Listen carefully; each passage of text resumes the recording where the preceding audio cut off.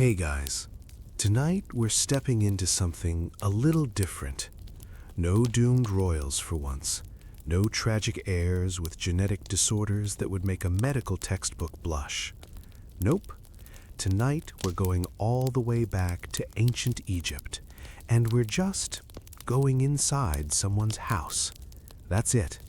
We're going to spend the next few hours wandering through the daily life of regular ancient Egyptians. What they ate for breakfast, how they decorated their living rooms, whether they had to deal with weird neighbors.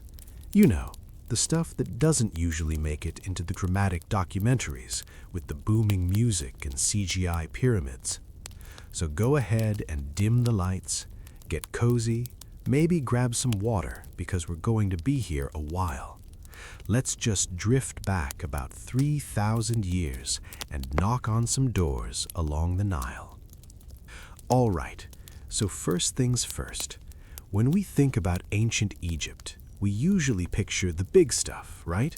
Pyramids, pharaohs with those fancy striped headpieces, Cleopatra doing whatever Cleopatra was up to, giant statues, hieroglyphs everywhere, mummies, obviously.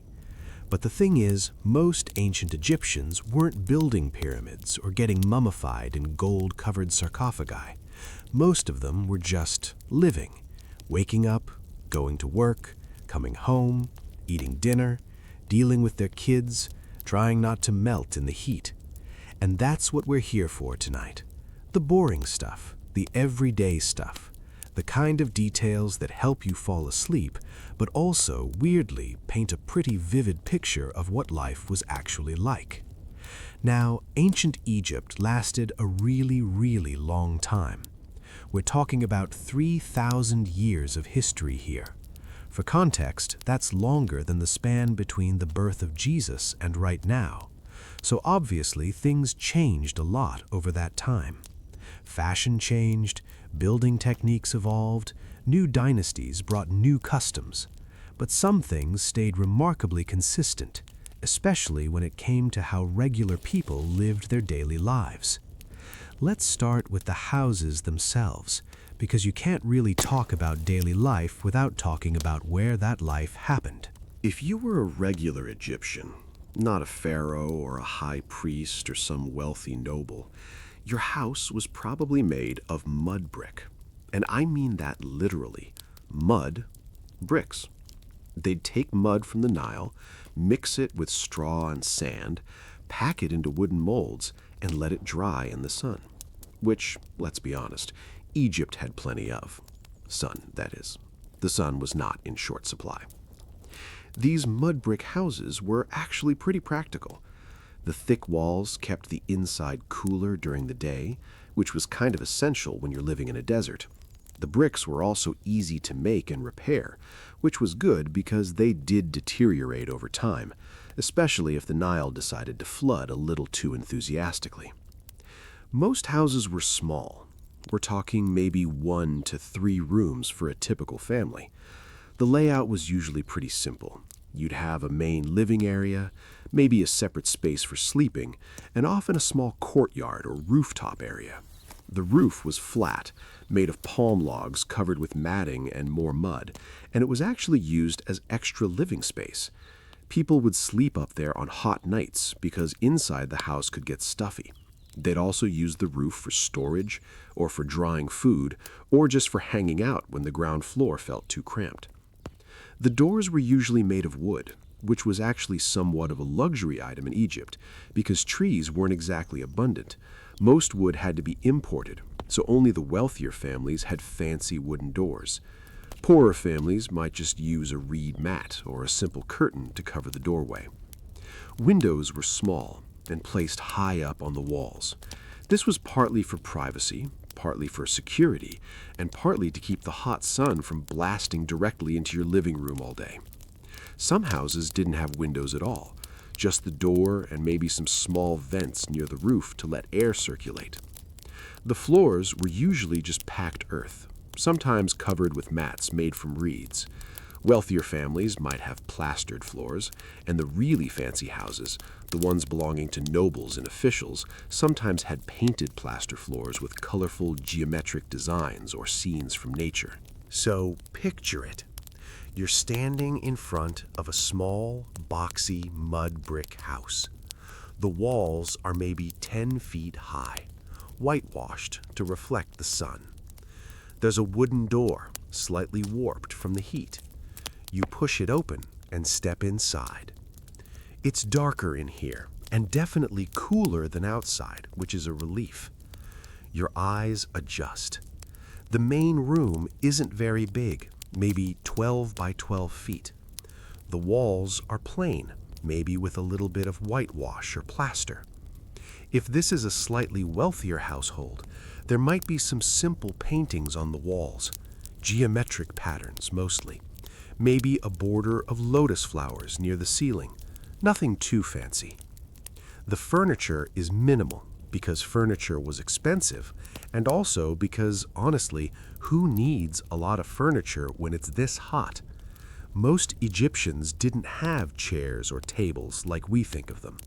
They'd sit on floor mats or low stools.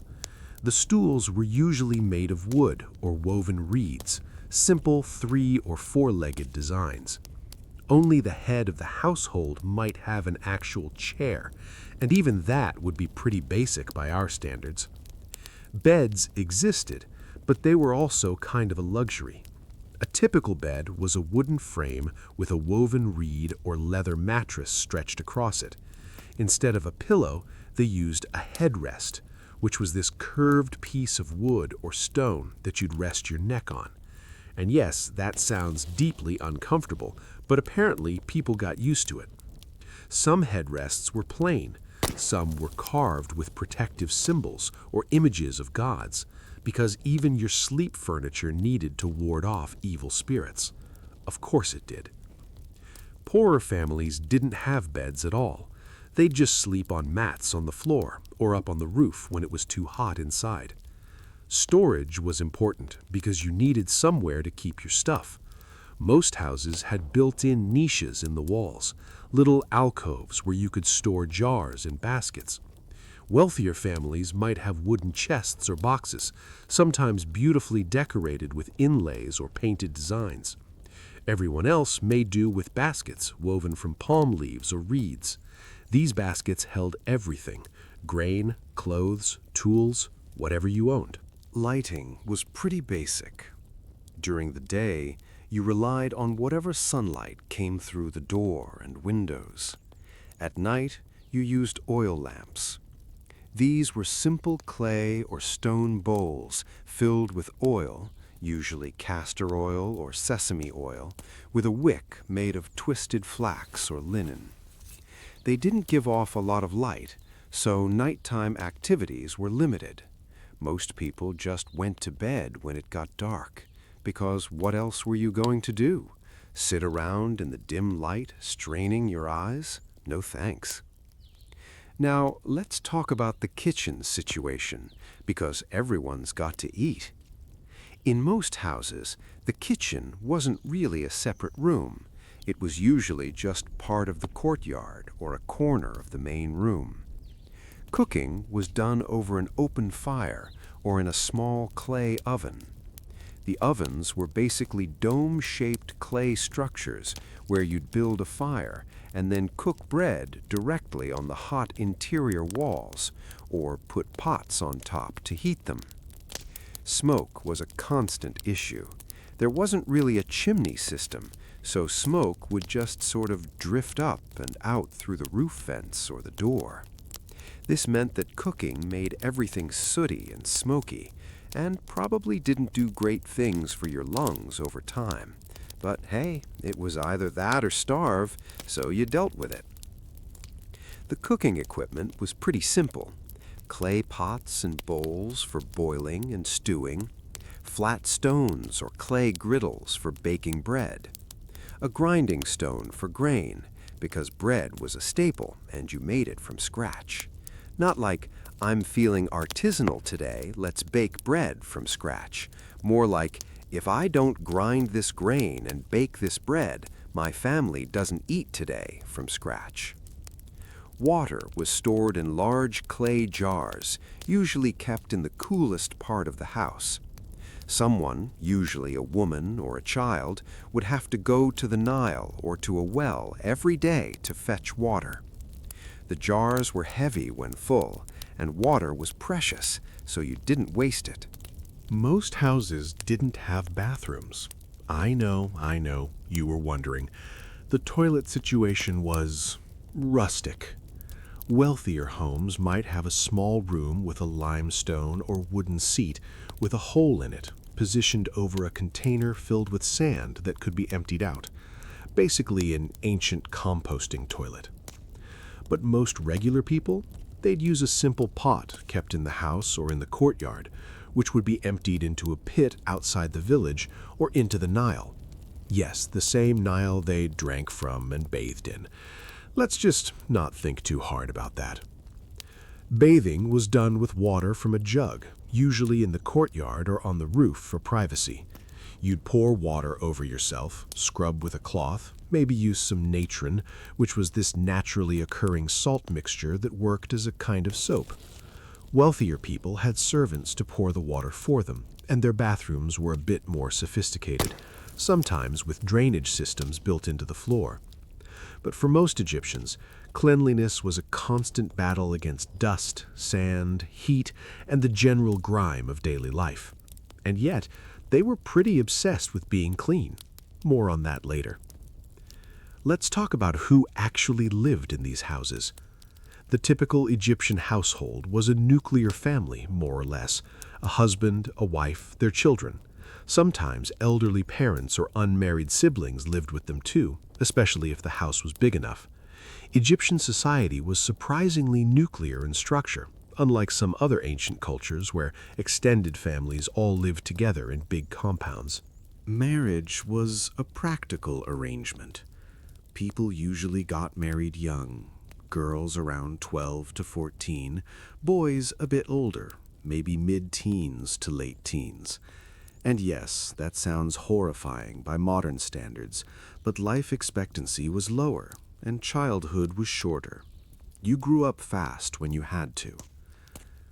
Marriage wasn't really a religious ceremony. There was no temple wedding, no priest officiating. It was more of a civil arrangement. A couple would basically just decide to live together, maybe with their families negotiating some kind of agreement about property and goods. The bride might bring some items into the marriage, a dowry of sorts, like furniture or linens or jewelry. The groom's family might provide the house or contribute to setting up the household. Once you were living together and publicly recognized as a couple, you were married. That was it.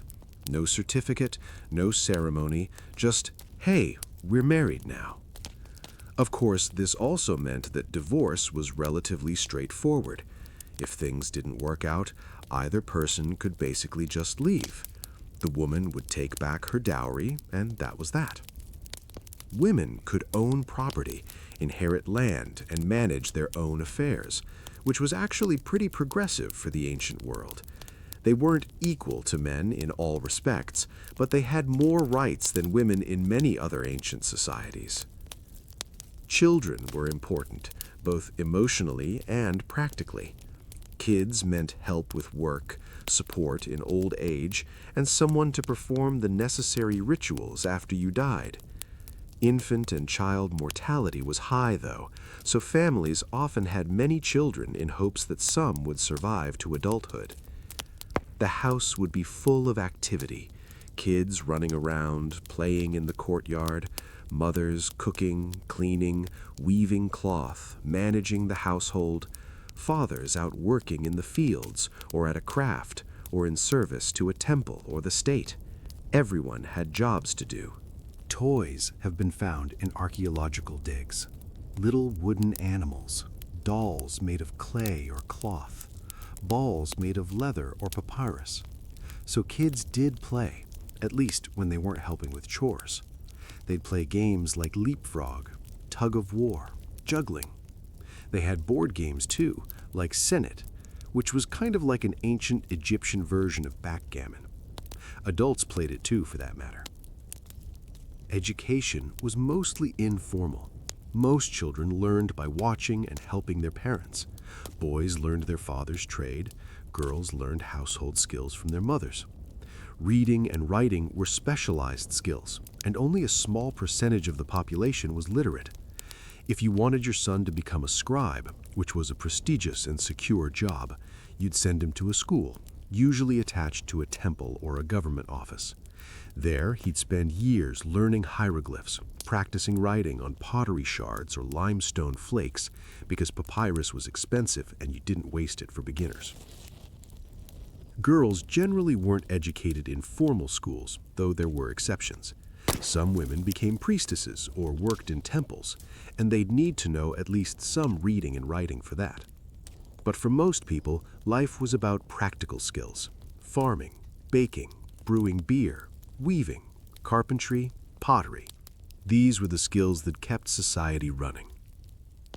Let's drift over to the topic of food, because it's one of the most interesting parts of daily life, and also because thinking about ancient bread recipes is extremely sleep-inducing, so we're right on track. The Egyptian diet was based on a few staples: bread, beer, onions, and fish. Bread and beer weren't just food and drink, they were currency, wages, offerings to the gods. They were central to everything. Bread was made from emmer wheat or barley. The grain was ground into flour using a saddle quern, which was basically a large stone with a smaller stone that you'd rub back and forth over the grain. This was hard, repetitive work, usually done by women. The grinding process left tiny bits of stone in the flour, which meant that Egyptian bread was gritty. Over a lifetime, this wore down people's teeth in a very distinctive way. Archaeologists can look at ancient Egyptian skulls and see the worn, ground-down teeth, evidence of a lifetime of eating sandy bread. The flour was mixed with water and sometimes a bit of leftover dough from the previous batch, which acted as a starter for fermentation. The dough was shaped into loaves and baked in those clay ovens we talked about earlier. The bread could be flat or rounded, small or large, depending on the occasion. Beer was made from partially baked barley bread. They'd crumble the bread into water, let it ferment, strain it, and you'd have a thick, nutritious, slightly alcoholic beverage. It wasn't like modern beer. It was cloudier, thicker, less carbonated. But it was safer to drink than water because the fermentation process reduced harmful bacteria and it provided calories and nutrients. Everyone drank beer. Men, women, children. It was a daily staple. Onions and garlic were everywhere. They were easy to grow, added flavor to an otherwise bland diet, and were believed to have health benefits. Workers building the pyramids were reportedly paid in part with rations of onions, garlic, and radishes. Imagine showing up to work and your paycheck is just a sack of onions. But honestly, they were valuable. Fish from the Nile was a common protein source for regular people. The Nile was full of fish: catfish, perch, tilapia. People caught fish with nets, hooks, or traps, and ate it fresh, dried, or salted. However, fish was considered impure by some of the religious elite, and priests weren't allowed to eat it. But for everyone else, it was fair game. Poultry was also common: ducks, geese, pigeons. People kept them in their courtyards or nearby, and they provided eggs and meat. Wealthier families might have more variety, eating things like beef or mutton, but for most Egyptians, red meat was a rare luxury, maybe something you'd have at a festival or special occasion. Vegetables included lettuce, cucumbers, leeks, lentils, chickpeas, and beans. Fruits were available depending on the season. dates, figs, grapes, pomegranates, melons.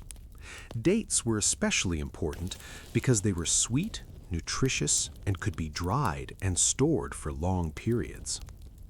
Honey was the main sweetener because sugar as we know it didn't exist yet. Honey was collected from wild bees or from hives that people kept. It was used in cooking, in medicine, and as an offering to the gods. Egyptians didn't use much in the way of complex cooking techniques. Most food was boiled, baked, or roasted.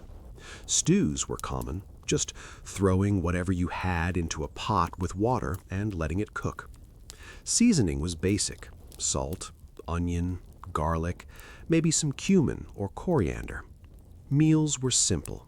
You'd wake up and maybe have some leftover bread and beer. Midday, a bit more of the same, maybe with some onions or dried fish. The main meal was in the evening, after the day's work was done. You'd sit on mats on the floor, maybe gather in the courtyard if it was cooler outside, and eat from shared bowls. Utensils weren't really a thing. You ate with your hands, scooping up food with pieces of bread.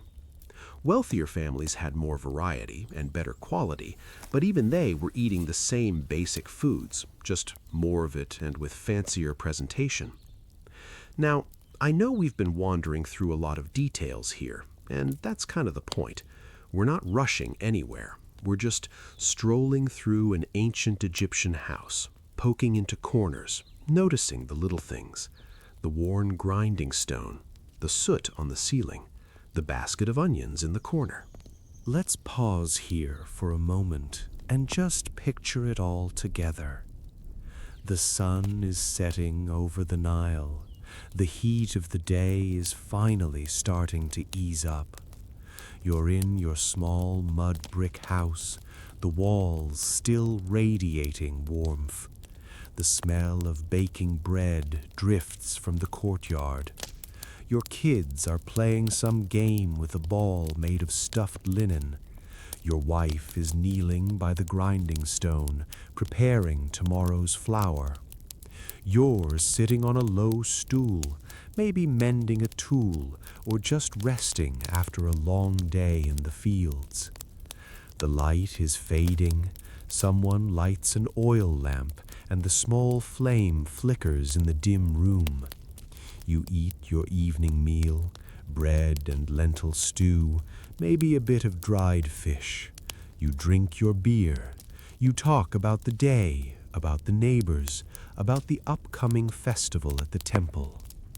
When it gets fully dark, you'll head up to the roof to sleep because it's cooler up there. You'll lie on a mat, your head on that uncomfortable wooden headrest, and look up at the stars, the same stars people have been looking at for thousands of years, the same stars people will look at for thousands of years to come. And that's daily life. Nothing dramatic, nothing grand, just the quiet, repetitive rhythm of existence. All right, let's keep drifting. So, let's talk about what people wore, because you can't just wander around ancient Egypt in your mental pajamas forever. Clothing in ancient Egypt was pretty simple, which makes sense when you consider the heat. The fabric of choice was linen, made from flax. Flax grew well in Egypt, especially in the Delta region, and it was perfectly suited to the climate. Linen is light, breathable, and gets softer the more you wash it. Exactly what you want when you're living in a place where the temperature regularly hits 100 degrees. Making linen was a whole process. First, you had to grow and harvest the flax, which was pulled up by the roots rather than cut. Then the stalks were soaked in water for days to separate the fibers, a process called retting.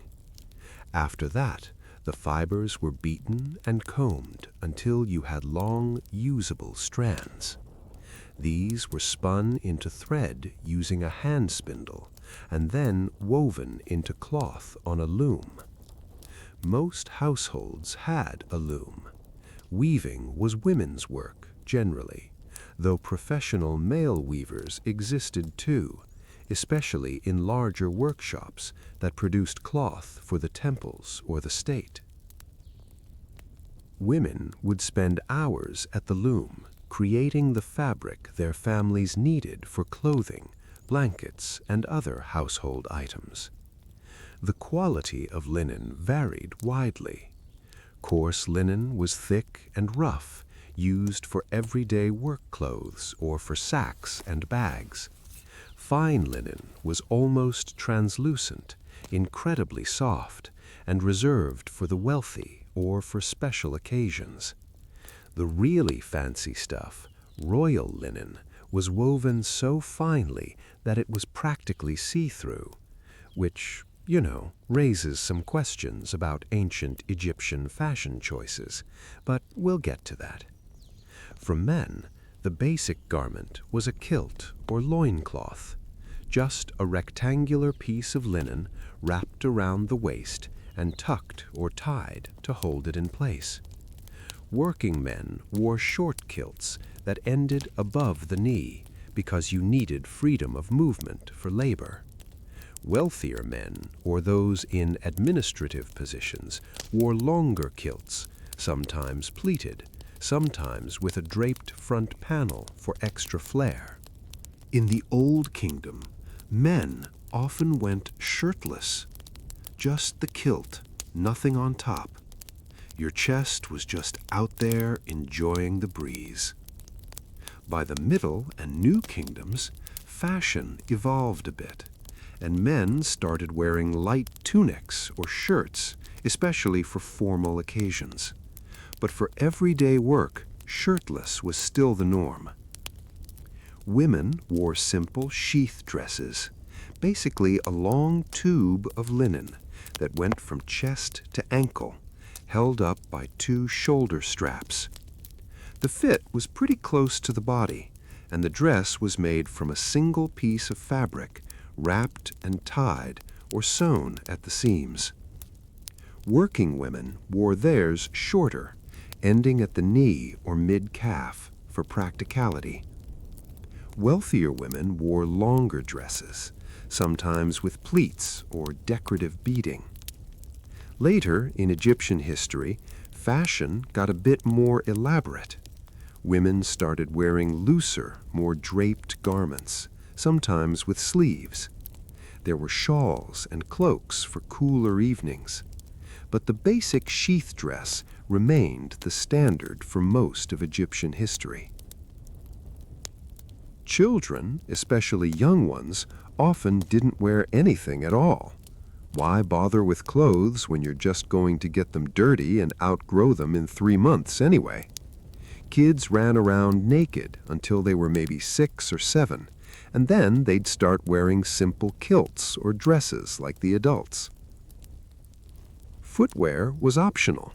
Most people went barefoot most of the time because shoes were a luxury, and also because the ground was mostly sand and packed earth, so it wasn't like you were walking on pavement. When footwear was worn, it was usually simple sandals made from papyrus reeds or palm fiber, held on with a strap between the toes. Leather sandals existed, but were more expensive. There are even depictions of people carrying their sandals and only putting them on when they arrived somewhere important, like showing up to a meeting and slipping on your fancy shoes at the last minute. The wealthy, of course, had more elaborate wardrobes, more garments, finer linen, more colors. Yes, colors. Most everyday linen was left its natural off-white or beige color, but fabric could be dyed: red, blue, yellow, green. Dyes were made from plants, minerals, and insects. Colored clothing was more expensive and generally reserved for the upper classes or for special occasions. Jewelry was worn by both men and women across all social classes. Obviously, the quality varied. Wealthy people wore gold, silver, semi-precious stones like turquoise, lapis lazuli, carnelian. They had elaborate necklaces, bracelets, anklets, rings, earrings. The designs were often symbolic, featuring protective amulets, images of gods, or hieroglyphic inscriptions. Regular people wore simpler jewelry made from copper, bronze, faience, which was a kind of glazed ceramic, beads made from clay or stone, but they still wore it. A simple string of beads, a copper bracelet, maybe an amulet for protection. Jewelry wasn't just decorative, it was believed to have protective and magical properties. Now, let's talk about grooming, because ancient Egyptians were kind of obsessed with personal hygiene and appearance, which is honestly refreshing for an ancient culture. First, hair. The heat and the dust made hair a bit of a nuisance, so many Egyptians, both men and women, kept their hair short or shaved their heads entirely. Yes, fully bald. This was practical for staying cool and for avoiding lice, which were a constant problem. Children often had their heads shaved except for a single braid or lock of hair on the side, which was a distinctive style for youth. But here's the thing. Even though people shaved their heads, they still wanted hair for social and formal occasions. So they wore wigs. Wigs made from human hair or sometimes from plant fibers or sheep's wool. These wigs were elaborate, with long braids, curls, or rows of tight ringlets. They were styled with beeswax and resin to hold their shape. Wealthier people had multiple wigs for different occasions, a simple one for everyday wear, a fancier one for parties or temple visits. The wigs were often scented with oils and perfumes, and sometimes decorated with beads or gold ornaments. Imagine shaving your head for practical reasons and then putting a hot, heavy wig when you wanted to look fancy. That's commitment to fashion. Men were generally clean-shaven. They used bronze razors or sharpened flint blades to shave their faces and heads. Facial hair was associated with foreigners or with periods of mourning, so a clean-shaven face was the ideal for most of Egyptian history. The pharaohs are often depicted with ceremonial false beards, but those were just symbolic, a piece of regalia, not actual facial hair. Women removed body hair as well, using razors, tweezers made from bronze, or a kind of early depilatory paste made from ingredients like quicklime and arsenic. Yes, arsenic, because beauty is pain, apparently, and sometimes also mild poisoning. Skin care was important. The sun was brutal, and the dry climate was harsh on skin. Egyptians used oils and creams made from animal fats, mixed with plant oils like moringa, castor, or sesame oil. These were rubbed into the skin to keep it moisturized and protected.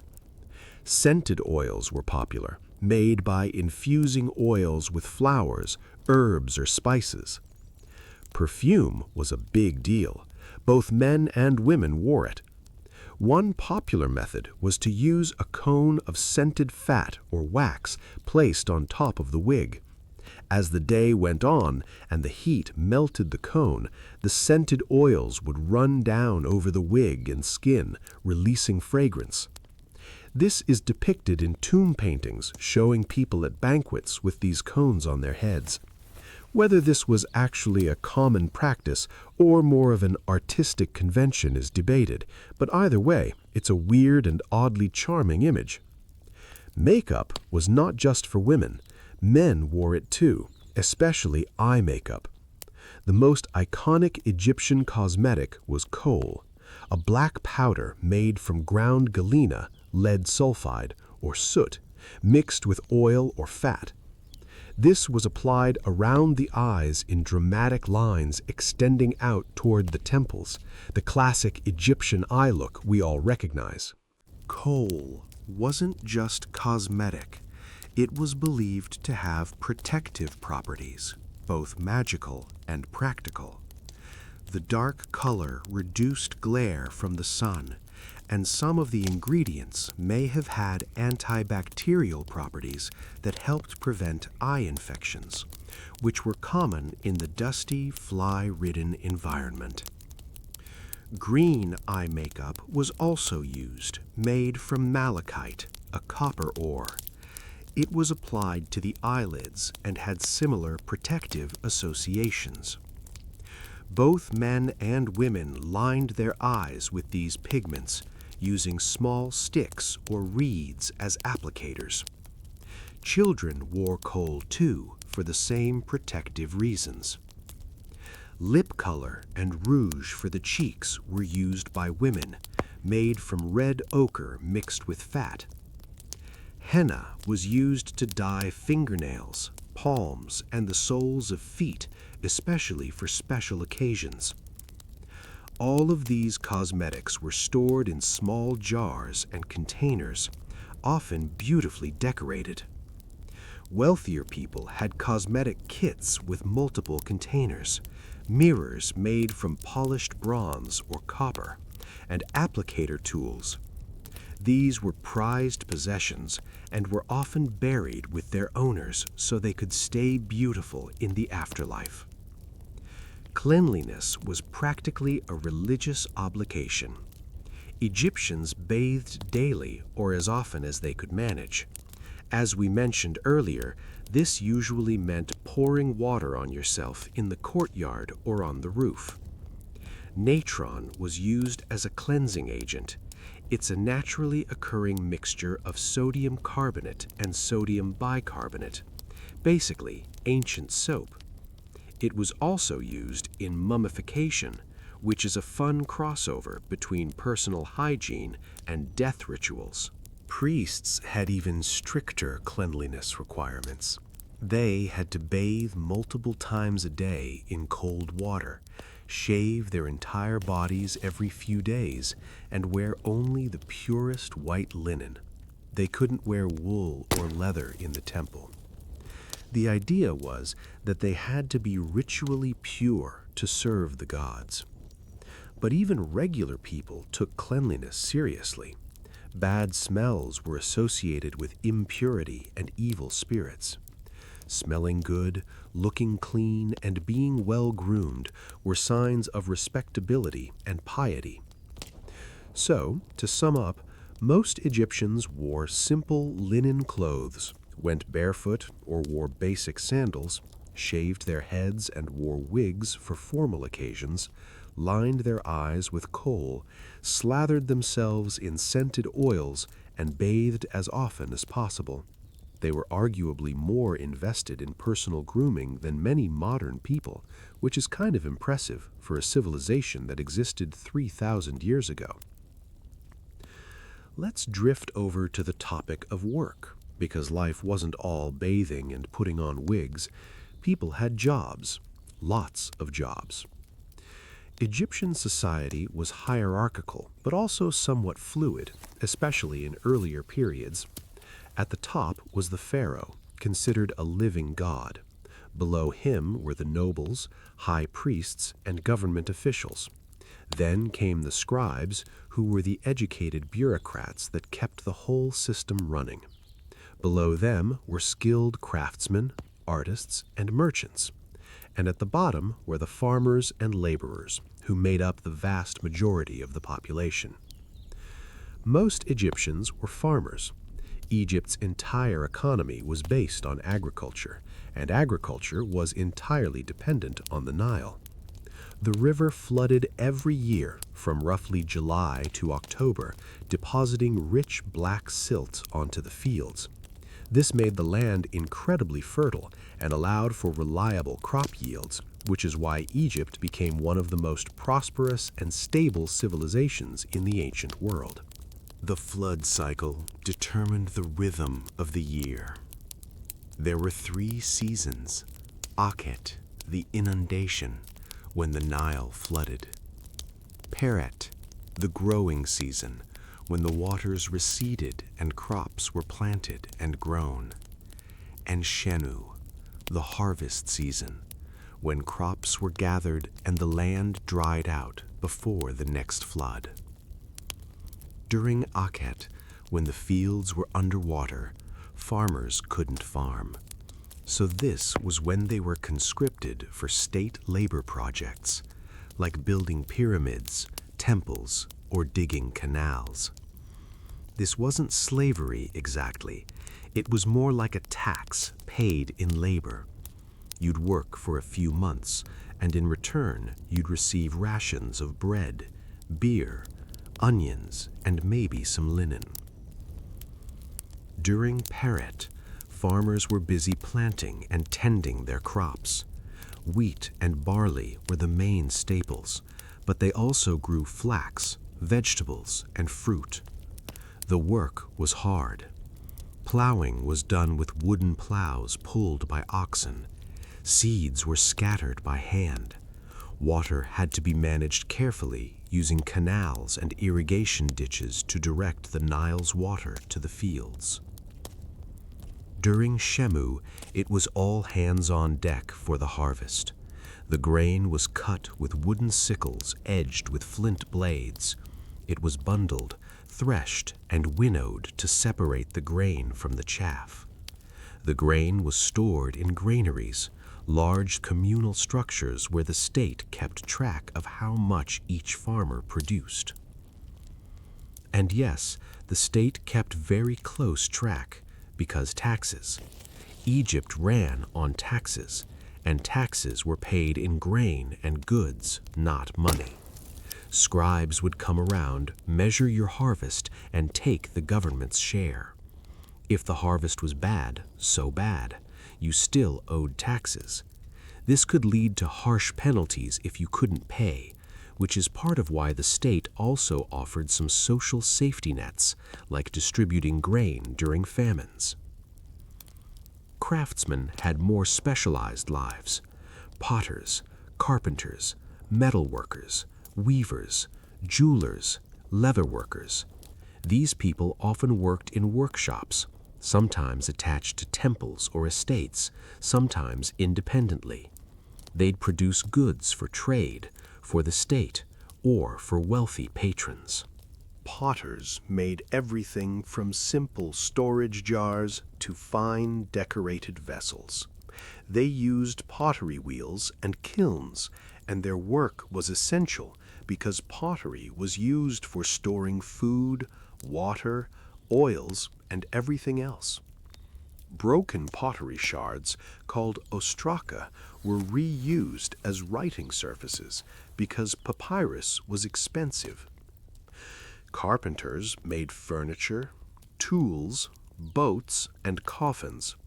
Wood was imported from Lebanon and other regions, so it was valuable, and carpenters were skilled and respected. Metal workers worked with copper, bronze, gold, and silver, creating tools, weapons, jewelry, and religious items. Gold work, in particular, was highly prized, and the finest pieces were made for the pharaohs and the gods. Scribes were the educated elite.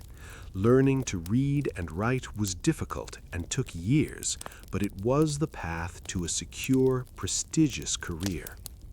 Scribes worked in government administration, in temples, in the military, and for wealthy estates. They recorded everything: tax records, legal documents, letters, religious texts, literature. They were essential to the functioning of the state. There's a famous ancient Egyptian text called the Satire of the Trades, which is basically a scribe's propaganda piece.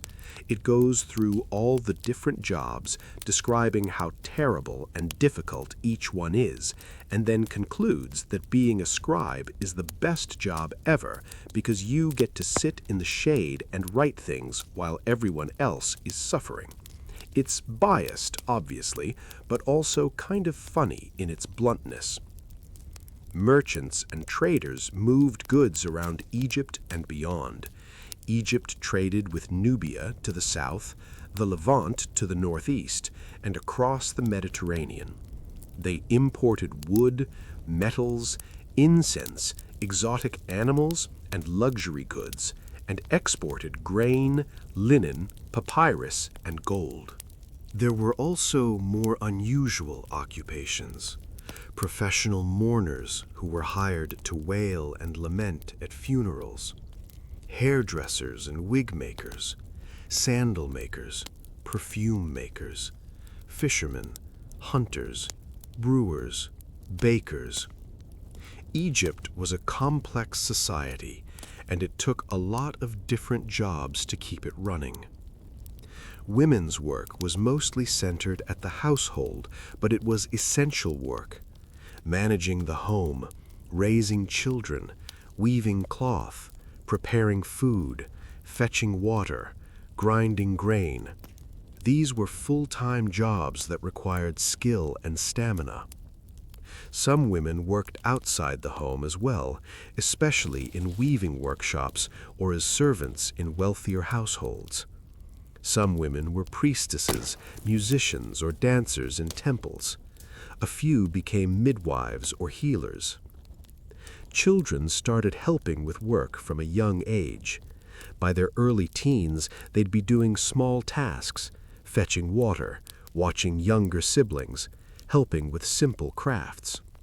By their early teens, they were doing adult work, learning the skills they'd need for the rest of their lives. The workday started early because you wanted to get as much done as possible before the midday heat became unbearable. Most people would work from dawn until midday, rest during the hottest part of the afternoon, and then maybe do a bit more work in the late afternoon or evening when it cooled down. Resting during the heat wasn't laziness, it was survival. Heat stroke is no joke, and pushing through the midday sun was a good way to collapse. So you worked, you rested, you worked some more, and then you went home. And when you got home, well, we've already talked about that. Simple meal, simple house, simple routine. Day after day, year after year. But it wasn't all tedium. There were festivals, celebrations, moments of community and joy woven into the calendar. And we'll get to those soon. But for now, just let the rhythm settle in. Work, rest, eat, sleep. The endless, unchanging rhythm of daily life along the Nile. All right, so we've been wandering through the house, talking about bread and wigs and work. But life wasn't just grinding grain and weaving linen until you dropped. There were breaks in the routine, festivals, celebrations, moments when the whole community came together and things got a little less mundane. Egypt had a lot of festivals, like a lot. The religious calendar was packed with them because ancient Egypt was a deeply religious society, and every god needed their moment. Some festivals were huge, state-sponsored affairs that lasted for several weeks. Others were smaller, local celebrations tied to specific temples or regions. But all of them gave regular people a break from work and a chance to eat better food, drink more beer, and generally have a good time. One of the biggest festivals was Opet, celebrated in Thebes during the New Kingdom. This was a massive event that lasted for several weeks. The statues of the gods Amun, Mut, and Khonsu were taken from the great temple at Karnak and paraded down to the temple at Luxor. The procession was a huge spectacle. Priests carried the shrines on ceremonial boats, accompanied by musicians, dancers, and crowds of people. There was singing, chanting, incense burning, and offerings of food and drink. The general population didn't get to see the actual statues of the gods. Those were hidden inside the shrines, too sacred for regular eyes. But just being near them, being part of the procession, was considered spiritually significant. And there were practical benefits too. The temples distributed food and beer to the crowds, so everyone got to feast. The beautiful Feast of the Valley was another major festival. This one focused on honoring the dead. Families would visit the tombs of their ancestors on the west bank of the Nile, bringing offerings of food, flowers, and beer. They'd have picnics at the tombs, literally eating and drinking with their dead relatives. Well, symbolically with them. The dead weren't actually joining in, obviously, but the living believed that the spirits of the deceased could partake in the essence of the offerings. This wasn't seen as morbid or creepy. It was a way of maintaining connection with family members who had passed on, showing respect and ensuring that the dead were cared for in the afterlife. The whole day had a festive atmosphere. Music, dancing, drinking. It was as much a celebration as a memorial. Wepet Renpet was the Egyptian New Year, which coincided with the start of the Nile's flood. This was the beginning of the year, the moment when the life-giving waters returned and the whole cycle started again. People celebrated with feasts, offerings to the gods, and rituals meant to ensure a good flood and a prosperous year ahead. There were festivals for the harvest, festivals for individual gods, festivals marking royal jubilees or military victories. The calendar was full of them, and each one was an excuse to stop working, gather with your community, and indulge a little. During festivals, temples would open their outer courtyards to the public. Normally, only priests were allowed in the inner sanctums of temples, but during festivals, regular people could enter the outer areas, make offerings, and participate in rituals. This was when you'd bring a small offering, maybe some bread, a jar of beer, a bundle of flowers, and present it to the priests to be offered to the god on your behalf. Music and dance were huge parts of these celebrations. Professional musicians played harps, lutes, flutes, drums, and sistrums, which were a kind of rattle associated with the goddess Hathor. Dancers performed elaborate routines, often acrobatic and energetic. There are tomb paintings showing dancers bending backwards, doing handstands, moving in synchronized groups. And yes, there was drinking, a lot of drinking. Beer flowed freely during festivals, and wine too for those who could afford it.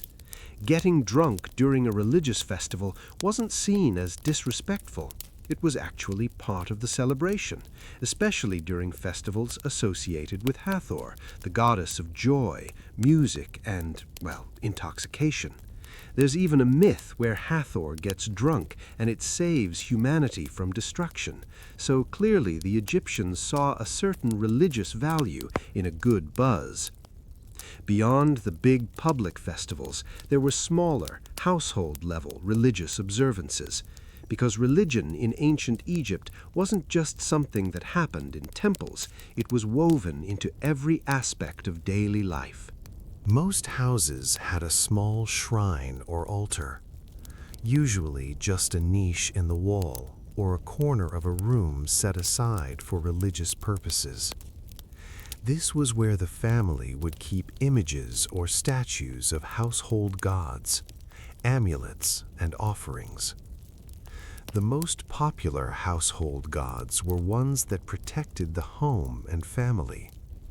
Bes, for example, was a dwarf-like god with a lion's mane, a protruding tongue, and a generally goofy appearance.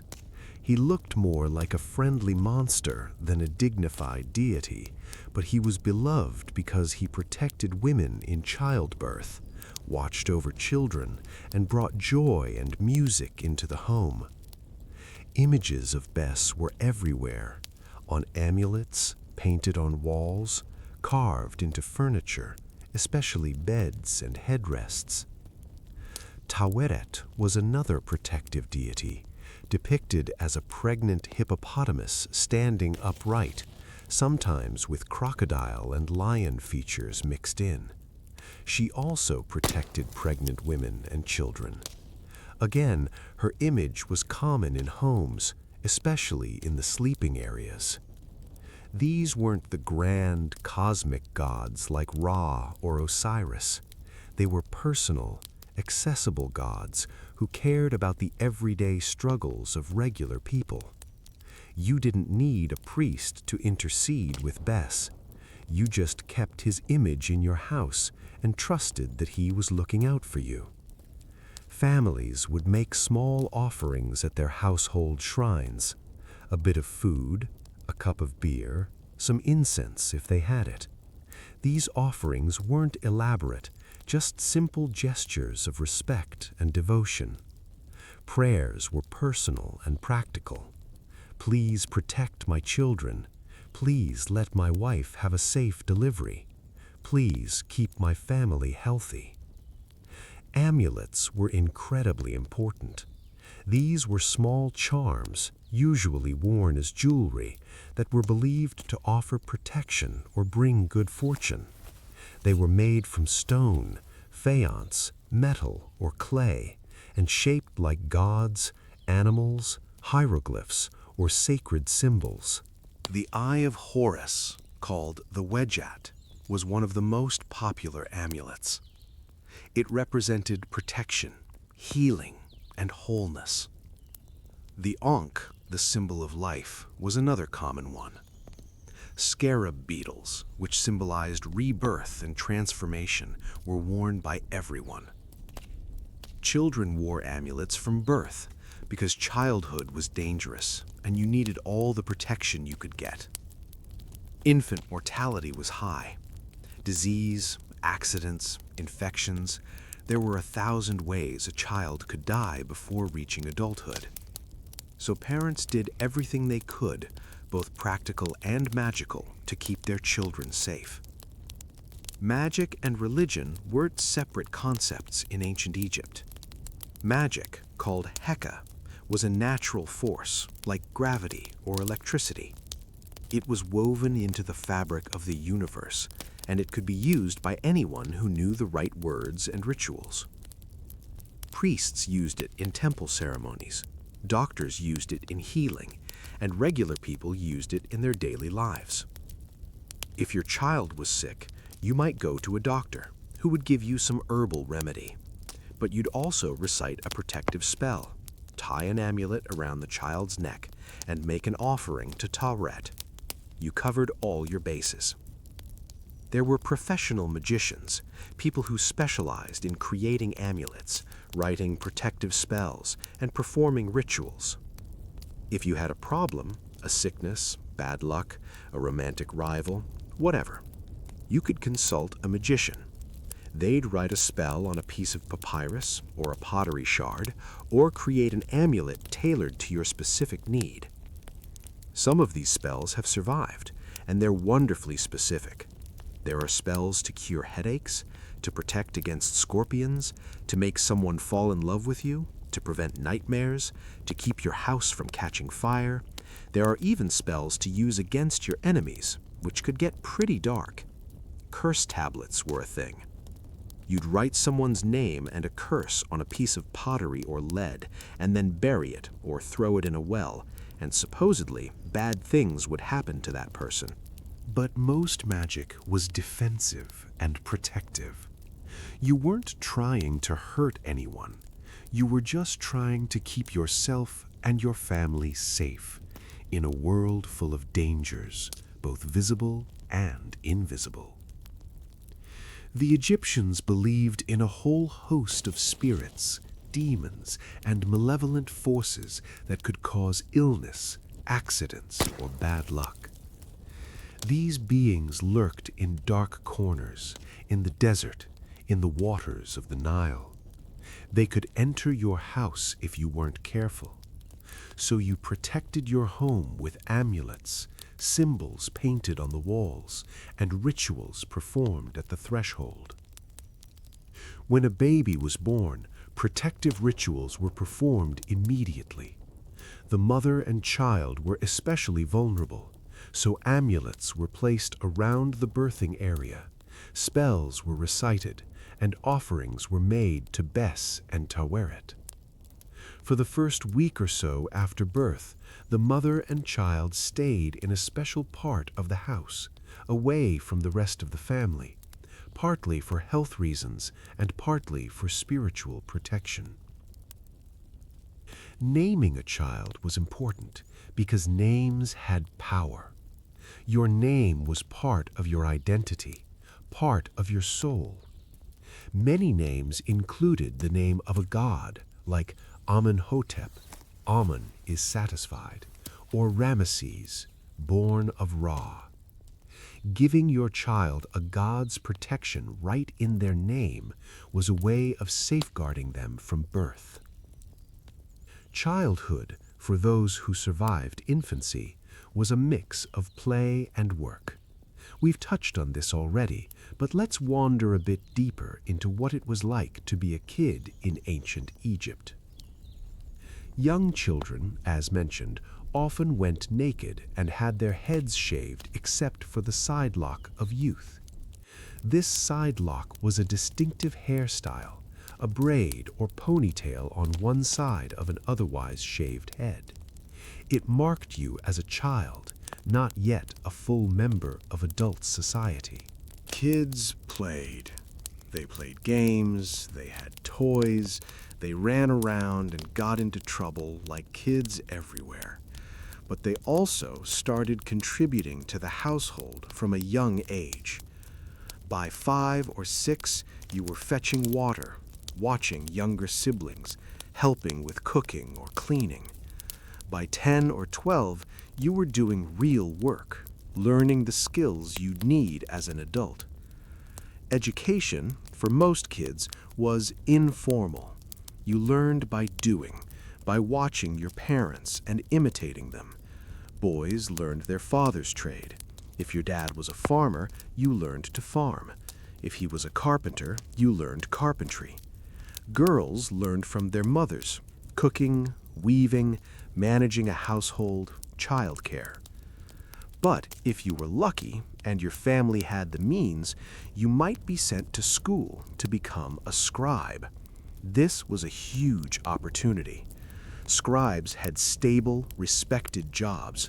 They didn't have to do physical labor. They worked indoors, in the shade, with their hands clean. They had power and influence. School was not easy. It was strict, disciplined, and often involved corporal punishment. There's a saying from ancient Egyptian texts, "A boy's ear is on his back. He listens when he is beaten." Charming, right? Teachers used sticks to enforce discipline, and students who didn't learn fast enough or who misbehaved were hit. Students practiced writing on ostraca, pottery shards or flakes of limestone, because papyrus was too expensive to waste for beginners. They copied out texts, standard letters, religious hymns, wisdom literature. They had to memorize thousands of hieroglyphic signs, learn grammar, learn mathematics. It took years. But if you made it through, you graduated to writing on papyrus, and eventually you'd be assigned to a position in a temple, a government office, or a noble's estate. You'd have a career, security, respect. Your family would be proud. For girls, formal education was rare, but not unheard of. Some girls became priestesses, which required literacy. Some women in wealthy families learned to read and write for personal enrichment, but the vast majority of women were illiterate, which didn't mean they were uneducated. They had deep knowledge of household management, food preparation, textile production, childcare, herbal medicine. These were complex, skilled areas of knowledge, just not the kind that got written down. Children weren't coddled, but they were loved. Tomb inscriptions sometimes mention the grief parents felt at losing a child. There are letters from the dead, written on pottery and left at tombs, where parents ask their deceased children to watch over the family or express their ongoing sorrow. Coming of age for boys might be marked by cutting off the side lock of youth. This was a symbolic transition to adulthood. You were no longer a child. You were expected to take on adult responsibilities, to contribute fully to the household and society. Let's drift over to the topic of health and medicine, because people got sick, injured, and needed care. And the way Egyptians dealt with these issues is a fascinating mix of practical knowledge and magical thinking. Egyptian medicine was actually pretty advanced for its time. Egyptian doctors were respected and even famous beyond Egypt's borders. Greek historians mention them with admiration, and Egyptian physicians were sometimes employed by foreign rulers. Medical knowledge was passed down through texts written on papyrus. Several of these medical papyri have survived, and they give us a detailed look at Egyptian medical practice.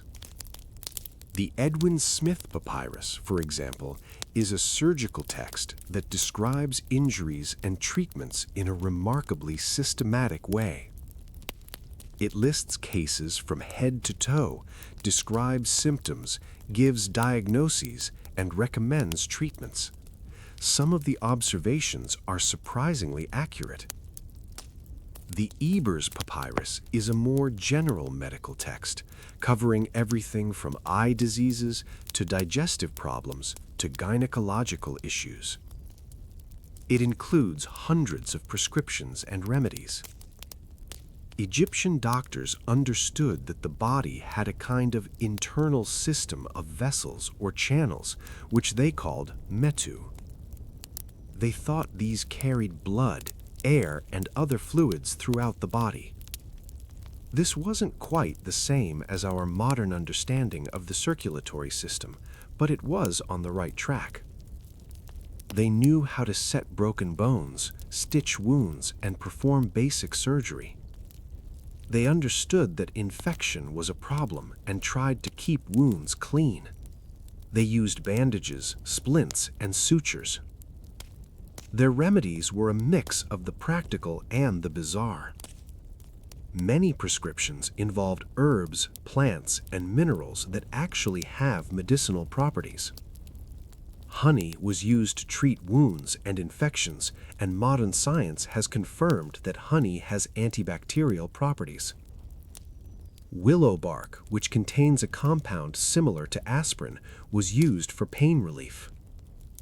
Garlic and onions were used for various ailments, and they do have health benefits. But then there were remedies that involved things like crushed beetles, animal dung, and frankly alarming mixtures of substances that probably didn't help and might have made things worse. A common ingredient in many prescriptions was some variation of excrement. Crocodile dung, fly dung, gazelle dung, you name it. Why? It's hard to say. Maybe they observed some effect and attributed it to the ingredient. Maybe it was symbolic or magical thinking. Either way, it's not something you'd want your doctor prescribing today. Many treatments combined medicine and magic. A doctor might give you a potion to drink and also recite a spell over you. The spell might invoke a god, describe a myth, and command the illness to leave your body. From the Egyptian perspective, this made perfect sense. Illness could have physical causes, but it could also be caused by spirits, curses, or the anger of the gods. So you treated both the physical and the spiritual aspects. Dentistry was a thing. Teeth, as we mentioned, wore down quickly from the gritty bread, and dental problems were common. There's evidence of attempts to treat tooth abscesses, and some skulls show holes drilled near infected teeth, possibly to drain the infection. Dental care was crude, but at least they tried. Childbirth was dangerous, one of the most dangerous things a woman would go through. Many women died in childbirth, and many infants didn't survive. Midwives attended births, women who had experience and knowledge passed down through generations. They knew positions that could ease labor, how to assist with the delivery, and what to do in common complications. But there wasn't a lot they could do if something went seriously wrong, so childbirth was surrounded by protective magic, amulets, spells, invocations to Bes and Taweret. Women giving birth might squat on special birthing bricks decorated with images of protective gods. The birth itself was a liminal, sacred moment, and every effort was made to protect the mother and child from malevolent forces. If a child was born with a defect or disability, they were still generally cared for. Skeletons have been found showing individuals who lived for years with disabilities, suggesting they were supported by their families and communities. The Egyptians weren't always kind to outsiders or enemies, but within the family and community there was a sense of duty to care for the vulnerable. Life expectancy was low by modern standards. If you made it past childhood, you might live into your 40s or 50s. Some people lived longer, into their 60s or even 70s, but that was less common. The pharaohs and elites, with better diets and less physical labor, sometimes lived longer, but even they weren't immune to disease and the general harshness of life. People aged faster. Hard labor, sun exposure, poor dental health, repeated infections, all of this took a toll. A person in their 40s might look like what we'd consider elderly. And when you died, well, that was just the beginning of a whole new set of concerns. Death wasn't the end in Egyptian belief. It was a transition. The goal was to reach the afterlife, a place called the Fields of Reeds, which was basically an idealized version of Egypt, where the crops always grew, the weather was perfect, and you lived in peace forever. But getting there required preparation. Your body had to be preserved, you needed supplies for the journey, and you had to pass a judgment in the Hall of Osiris, where your heart was weighed against the feather of Ma'at, the goddess of truth and order. If your heart was light, free of sin, you passed. If it was heavy with wrongdoing, you were devoured by a monster and ceased to exist. No pressure. For the wealthy, this meant elaborate mummification, expensive tombs filled with goods, intricate spells written on the walls and on papyrus. The Book of the Dead was a collection of spells meant to guide the deceased through the afterlife, and wealthy people were buried with personalized copies. But most Egyptians couldn't afford that. Mummification was expensive. The full process, which took 70 days and involved removing the internal organs, treating the body with natron, wrapping it in linen, and placing it in a decorated coffin, was only for the elite. Regular people were buried more simply. The body might be wrapped in linen or just a reed mat, without full mummification. You'd be buried in a simple grave in the desert, maybe with a few personal items, a pot, a pair of sandals, some amulets. The hot, dry sand often naturally desiccated the body, preserving it to some extent, even without formal mummification. What mattered most was that you were buried properly and that your family remembered you. Funerary rites were important.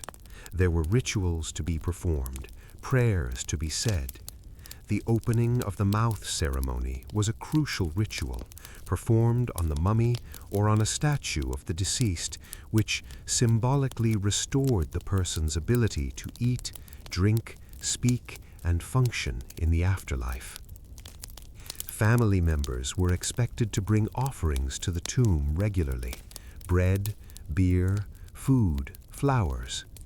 In wealthier tombs, there were offering tables with inscriptions that magically ensured a perpetual supply of offerings just by speaking the words aloud. Anyone passing by could read the inscription and, by doing so, generate offerings for the deceased, a clever bit of magical insurance. For regular people, the offerings were real, brought by real family members on festival days and anniversaries. This is why the beautiful Feast of the Valley was so important. It was when everyone went to the tombs and made sure their ancestors were cared for. The dead were still part of the family. You could write letters to them, asking for help or advice. These letters were written on pottery and left at the tomb. "Dear Dad, I'm having trouble with a neighbor. Can you do something about this from the afterlife?" That sort of thing. The dead were believed to have some power and influence, and they were expected to look out for their living relatives. Of course, the dead could also be dangerous if they were angry or neglected.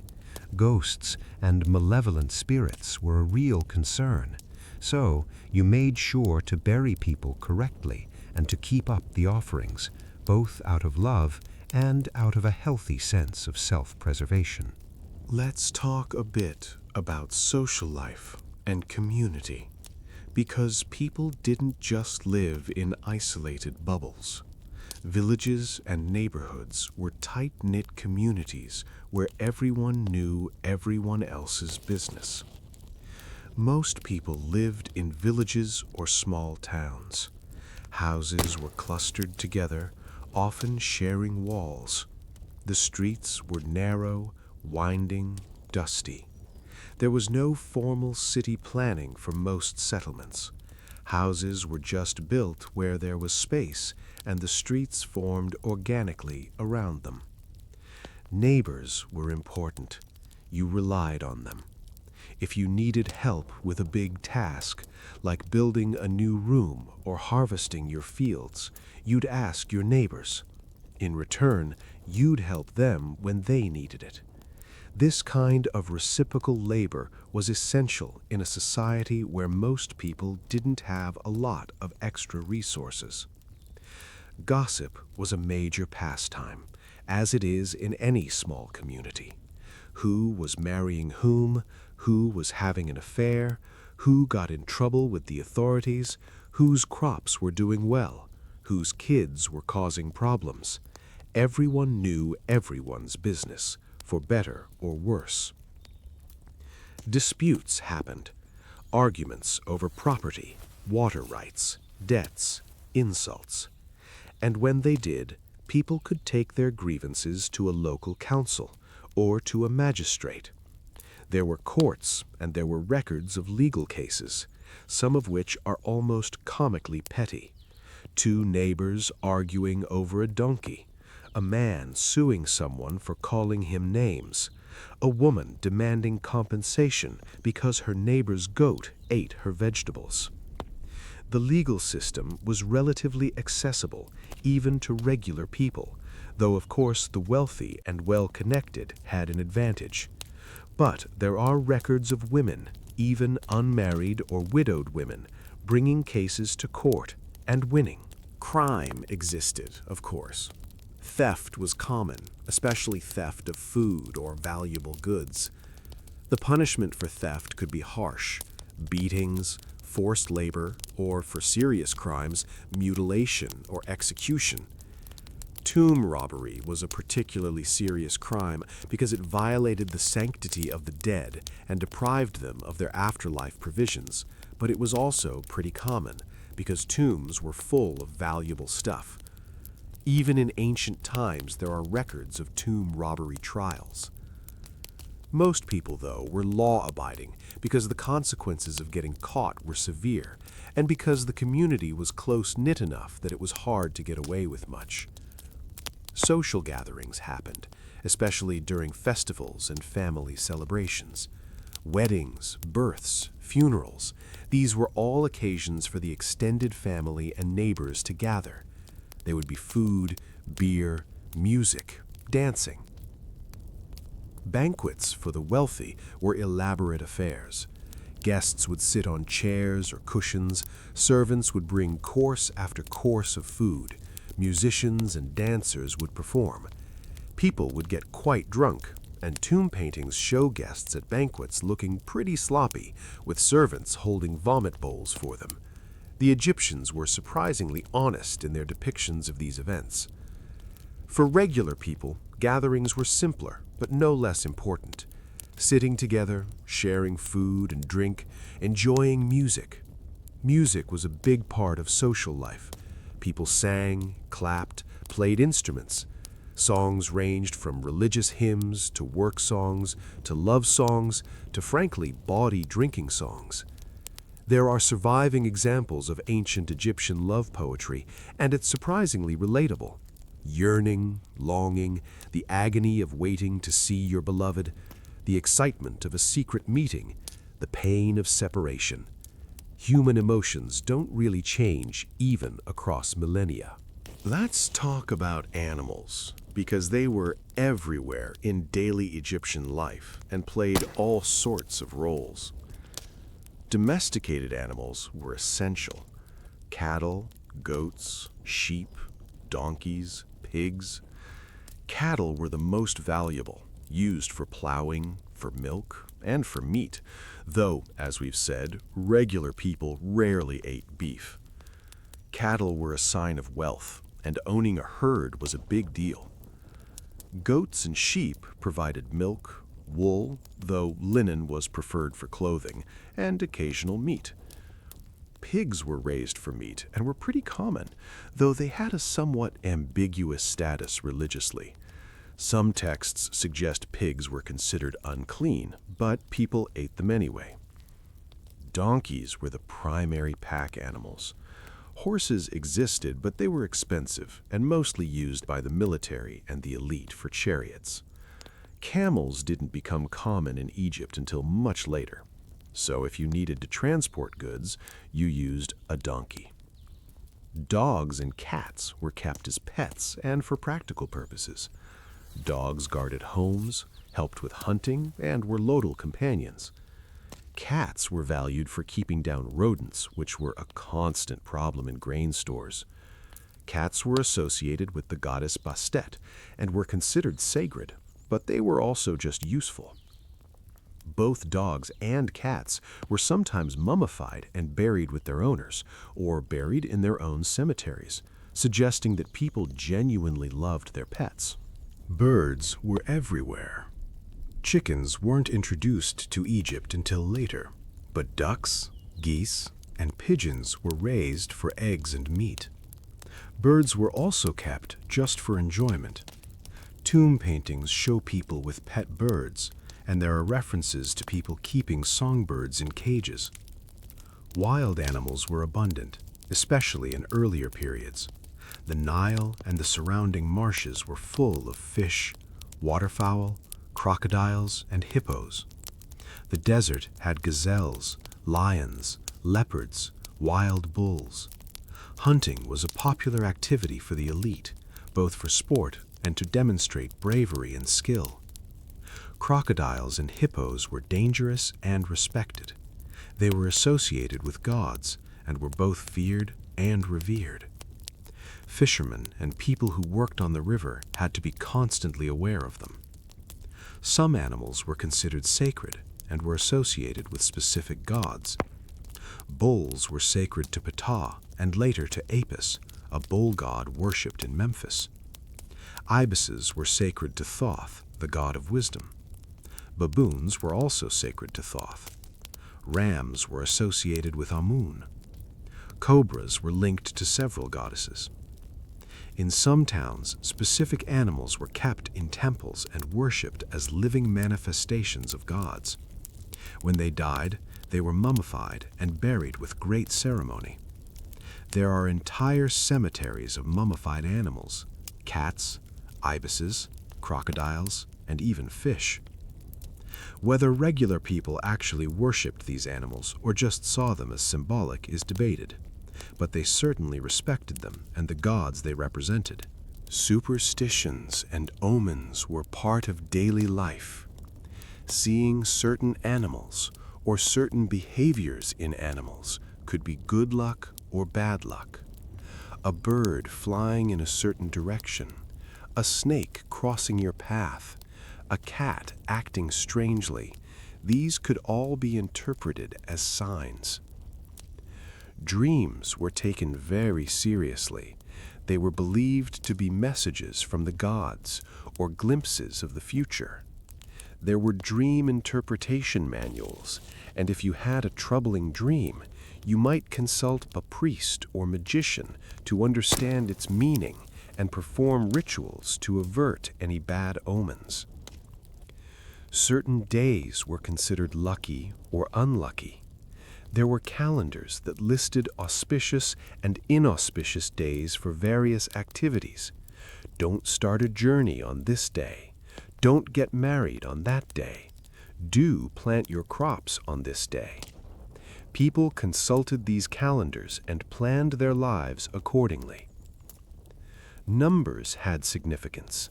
Certain numbers were lucky, others unlucky. Odd and even numbers had different properties. 3, 7, and 9 were often considered powerful. Colors had meanings too. Red was associated with chaos and the desert, but also with life and vitality. Green symbolized fertility and rebirth. Blue was protective and heavenly. White was associated with purity. Black, surprisingly, was positive, associated with the fertile black soil of the Nile and with rebirth. All of these beliefs, practices, and superstitions were woven into the fabric of daily life. You didn't think about them constantly, but they were there in the background, shaping your decisions, giving structure and meaning to the world. And really, that's what daily life is, isn't it? It's the accumulation of small routines, small beliefs, small interactions. It's waking up and knowing what you need to do. It's the comfort of familiar rhythms. It's the little rituals that make you feel safe and connected. For an ancient Egyptian, it was waking up in your mud brick house, splashing water on your face, eating your bread, heading out to work. It was greeting your neighbors, doing your job, coming home tired. It was making offerings at your household shrine, putting amulets on your children, telling stories in the evening.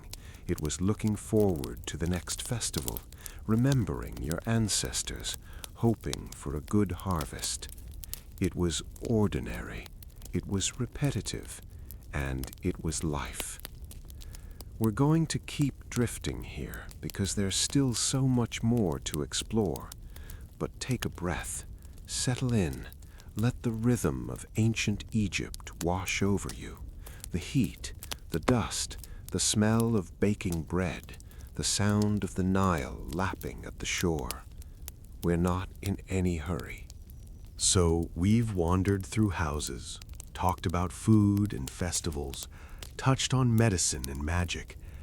But let's slow down even more now and really settle into the texture of daily life, the small moments, the quiet stretches, the way time moved for people who measured their lives by the flood of the Nile and the harvest of grain. Let's talk about the seasons in more detail, because the Egyptian year wasn't divided like ours. They didn't think in terms of spring, summer, fall, winter. Their world was shaped entirely by the river and what it did. Akhet, the inundation, started around July. This was when the Nile began to rise, fed by monsoon rains far to the south in the Ethiopian highlands. The water would creep up the banks, slowly at first, then faster. Fields would disappear under the water. The whole landscape transformed into a vast network of lakes and waterways. This was actually a time of relative rest for farmers. You couldn't work the fields when they were underwater, so this was when you'd be conscripted for state projects, or you'd do maintenance work around your home, repair tools, weave baskets, work on crafts. The mood was anticipatory. A good flood meant a good year. Too little water, and the crops would fail. Too much, and the flood could destroy homes and villages. There were nilometers, structures built along the river to measure the water level. Priests and officials would monitor these carefully and report the measurements. The height of the flood was crucial information. It determined how much land would be fertile, how much tax could be collected, whether there would be abundance or famine. People celebrated when the flood came. It was the arrival of life itself, the promise of another year. Offerings were made to Hapi, the god of the inundation, depicted as a pot-bellied man with pendulous breasts, symbolizing fertility and abundance. Not the most dignified-looking god, but one of the most important. As the water slowly receded, Peret began, usually around November. This was the growing season. The fields emerged from the flood, covered in rich black silt. The land was soft and fertile, perfect for planting. This was when the real work started, plowing the fields, scattering seed, managing the irrigation channels to make sure water reached all the fields. This required cooperation. Villages had to work together to maintain the canals and dikes to make sure water was distributed fairly. The fields would turn green as the crops grew. Barley sprouted first, then wheat. Flax grew in designated fields, its delicate blue flowers eventually giving way to the stalks that would be processed into linen. The landscape transformed from brown to green, and there was a sense of hope and purpose. This is what you'd been waiting for. This is what all the preparation had been for. During Peret, the weather was cooler, at least by Egyptian standards. This was the most pleasant time of year. Warm days, cool nights, clear skies. This was when you'd want to be outside, when work felt less oppressive because the heat wasn't crushing you. Then came Shimu, the harvest season, starting around March. The crops had matured, and now it was a race against time. The grain needed to be harvested before it dried out too much, or before the next flood cycle began. Everyone who could work was in the fields. Harvest was hard, intense labor. Men cutting the grain with sickles, women gathering and bundling it, children helping to carry it to the threshing floor. The grain was threshed by having cattle walk over it, separating the kernels from the stalks. Then it was winnowed, tossed into the air so the wind would blow away the chaff and the heavier grain would fall back down. Every step was labor-intensive, and all the while you knew that the scribes were watching, counting, calculating how much you owed in taxes. Once the grain was harvested and stored, there was a brief period before the flood came again. The land dried out, the heat intensified. By June, Egypt was baking. The fields were brown and cracked, the air shimmered with heat. Water became more precious. You rationed it, used it carefully. This was the hardest time of year. Hot, dry, dusty. You'd retreat indoors during the midday heat, or find shade wherever you could. Work slowed because you physically couldn't do much in the middle of the day when the sun was at its peak. And then, if all went well, the Nile would begin to rise again. Akhet would return. The cycle would continue. Year after year after year, generations living the same rhythm, planting, growing, harvesting, flood, recession, drought, flood. It was predictable, reliable, almost hypnotic in its repetition. This is how people experience time, not as an abstract progression of numbered years, but as cycles. The flood cycle, the agricultural cycle, the cycle of festivals. Time was circular, always returning to the same points. The past wasn't really separate from the present. The ancestors had lived this same life, and your children would live it too. You were part of a continuum, a thread in a fabric that stretched back to the beginning of time and forward into eternity. Let's drift into the world of stories and entertainment, because people didn't just work and sleep. They told stories, sang songs, entertained each other in the evenings when the day's work was done. Egypt had a rich tradition of storytelling. Some stories were religious, myths about the gods, the story of Osiris, murdered by his brother Set, mourned by his wife Isis, resurrected to become the lord of the afterlife. The story of Ra's journey through the underworld each night, battling the serpent Apophis to rise again each dawn. The story of Horus, the falcon guard, battling Set to claim his rightful throne and avenge his father. These weren't just religious texts, they were stories people knew, stories that were told and retold, that shaped how people understood the world. But there were also secular stories, tales meant purely for entertainment. The tale of the shipwrecked sailor is a wonderful example.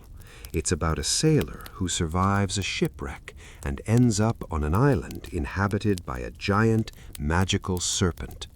The serpent is wise and kind, tells the sailor his own sad story about losing his family, and eventually sends the sailor home laden with gifts. It's got adventure, magic, a talking serpent, a happy ending. It's a great story. The tale of Sinuhe is another famous one, about an Egyptian official who flees Egypt after the death of the pharaoh, lives among foreign peoples, has adventures, and eventually returns home in his old age. It's basically an ancient adventure novel, and it was incredibly popular. Copies of it have been found all over Egypt. There were love poems, as we mentioned earlier. Beautiful, yearning verses about desire and longing. There were bawdy tales, funny stories, ghost stories, moral fables. These stories were told aloud, passed from person to person. Professional storytellers might perform them at festivals or in marketplaces. Parents told them to their children. Friends shared them over beer in the evening. Music was everywhere. Work songs to keep rhythm while you labored, religious hymns sung in temples, love songs, drinking songs, lullabies. Instruments included harps, lutes, flutes, drums, tambourines, sistrums, clappers. Dancing was both a professional art and a common pastime. Professional dancers performed at temples and banquets, their movements elaborate and skilled. But regular people danced too, at festivals and celebrations, simple, joyful movement. Games were popular. We've mentioned Senet, the board game that was almost like checkers or backgammon. It was played on a grid of 30 squares with pieces that moved according to the throw of sticks or knucklebones used as dice. Senet had religious significance too. It was associated with the journey through the afterlife, but mostly people just played it for fun. Another game was mehen, played on a circular board shaped like a coiled snake. There were simpler games too, like 20 squares, which was similar to Senet, but with a different board layout. Children played games like leapfrog, tug of war, juggling, catching games with balls. They played with toys, dolls, wooden animals, toy boats, spinning tops. They pretended the way children always have, playing house, playing at being adults, acting out stories. Wrestling was a popular sport, both as entertainment and as training for young men. There are tomb paintings showing wrestlers in various holds and poses, some of which would be recognizable to modern wrestlers. Hunting and fishing were both practical activities and sports for the wealthy. Nobles would go on elaborate hunting expeditions into the desert, chasing gazelles or lions. They'd hunt waterfowl in the marshes using throwing sticks or nets. These hunting scenes are depicted in tomb paintings showing the deceased engaged in these prestigious activities for eternity. For regular people, fishing was less sport and more just getting food, but it could still be enjoyable. A day out on the river with your friends, casting nets, the sun on your back, the quiet lap of water against your boat. Markets were social spaces as well as economic ones. Most towns had a market area where people would bring goods to trade. Remember, Egypt didn't really use money for most of its history. Trade was done by barter, exchanging goods for other goods. A farmer might bring grain to trade for fish. A potter would trade jars for linen. A sandal maker would exchange sandals for bread and beer. Scribes kept track of relative values. A certain amount of grain was worth a certain amount of fish or linen or beer. These values were standardized, so people knew roughly what things were worth and could negotiate trades. Markets were busy, noisy, social. You'd see your neighbors, catch up on gossip, hear news from other villages. Traders from other regions might bring exotic goods, incense from Punt, cedar wood from Lebanon, copper from Sinai, lapis lazuli from far to the east. For most people, these exotic items were far too expensive, but it was still interesting to see them, to hear stories about distant places, to feel connected to a wider world. Women did a lot of the market trading because they often managed the household resources. A woman might take the surplus from her weaving or her garden and trade it for things the family needed. Women were capable negotiators, and the market was one of the few public spaces where they had a prominent role. Let's talk more about women's lives, because we've touched on it, but there's more to say. Women in ancient Egypt had more rights and freedoms than women in many other ancient civilizations, but that doesn't mean life was easy or equal. Women could own property, inherit wealth, make contracts, initiate divorce. These were significant rights. A woman could run her own business, manage an estate, go to court to defend her interests. But socially and culturally, women were still expected to be primarily wives and mothers. A woman's value was often tied to her ability to have children, to manage a household, to support her husband's work. Most women's lives were centered on the home. The daily grind of cooking, cleaning, weaving, fetching water, raising children. It was exhausting, repetitive work that was essential but often invisible. Weaving was particularly time-consuming. Making enough linen for a family's clothing, for bedding, for household use took hours and hours of work.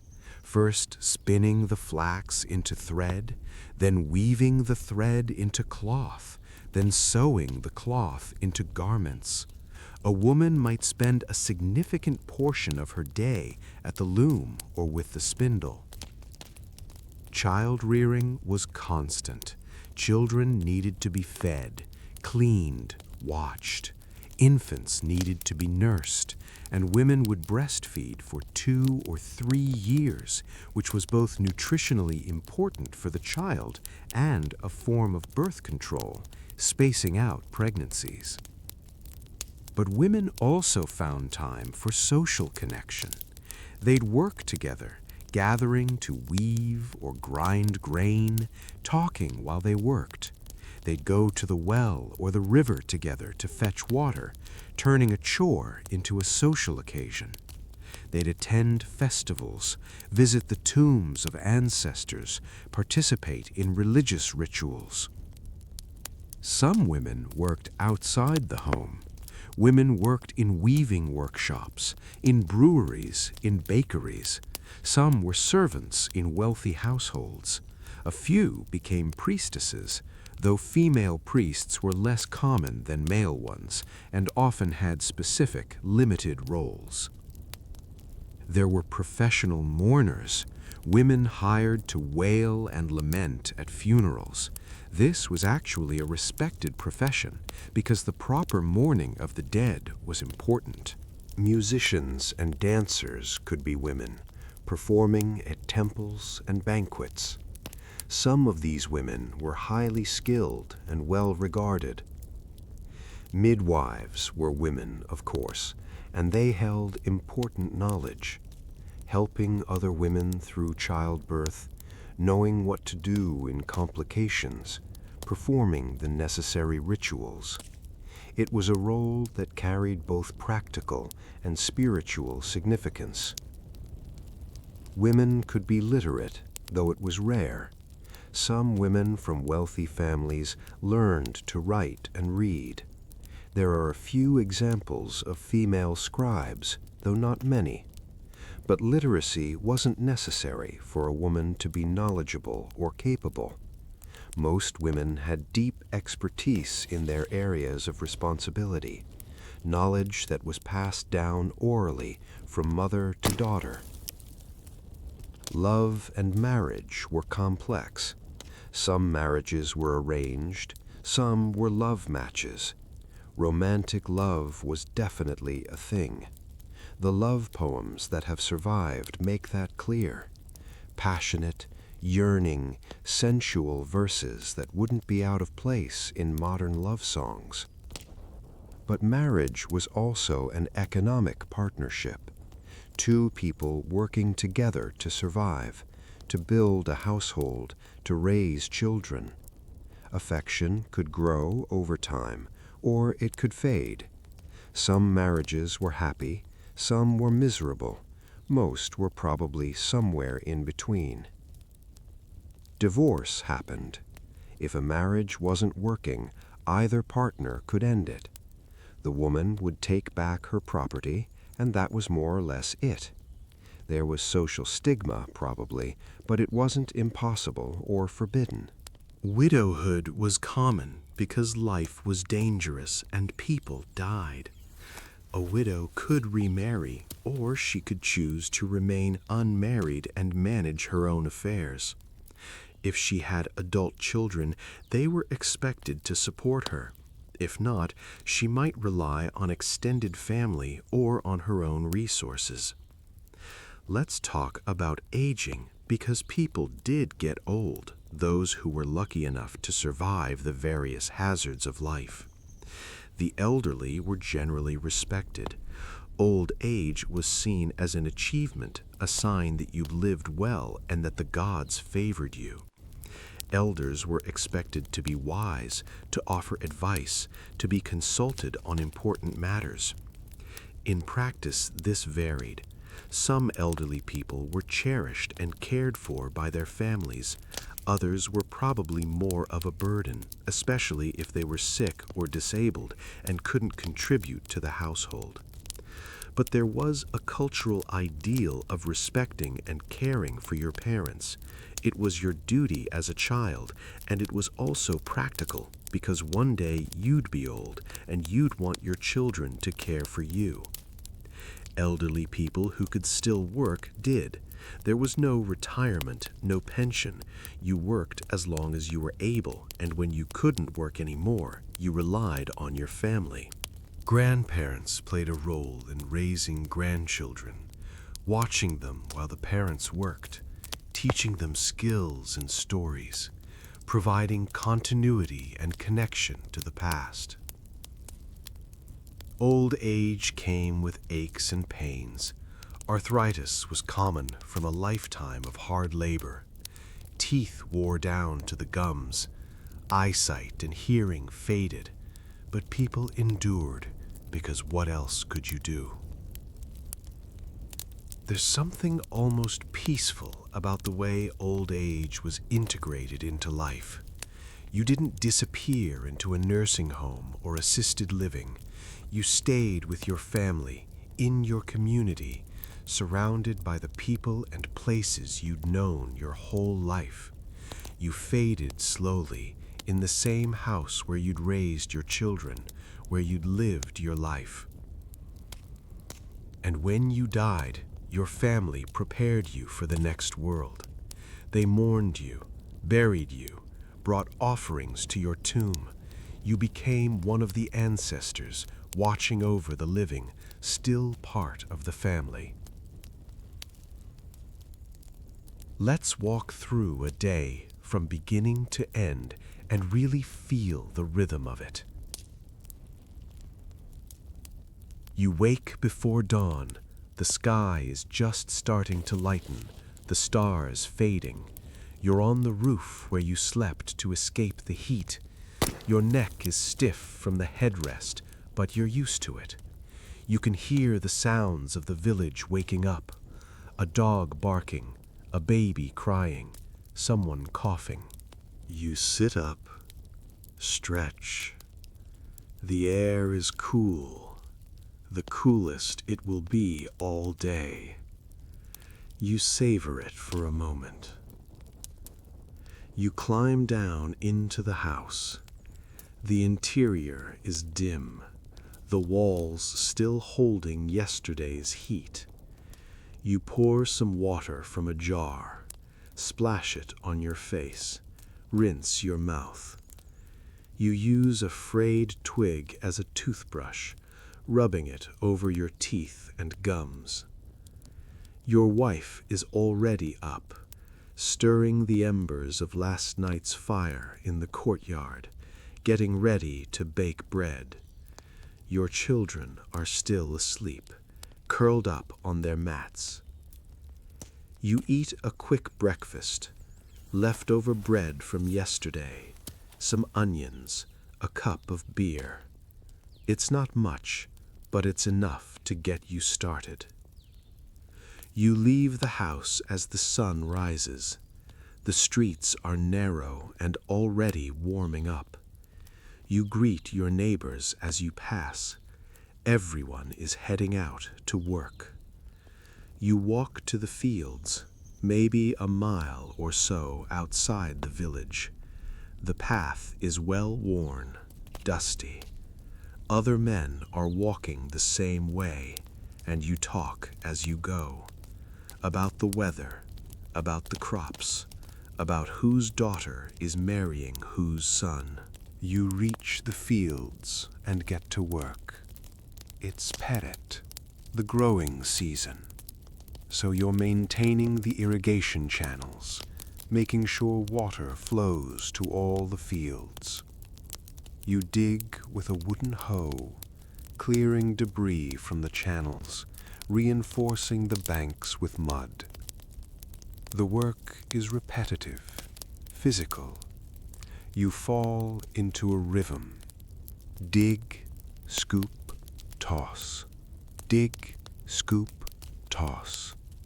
The sun climbs higher, and the heat builds. Sweat runs down your back. Your hands are rough and calloused, and you get blisters anyway. Around midday, you stop. It's too hot to keep working. You find some shade under a palm tree. Eat the food you brought with you. More bread, some dried fish, a cucumber. You drink water from a skin you filled this morning. You rest. Some of the men talk, some doze.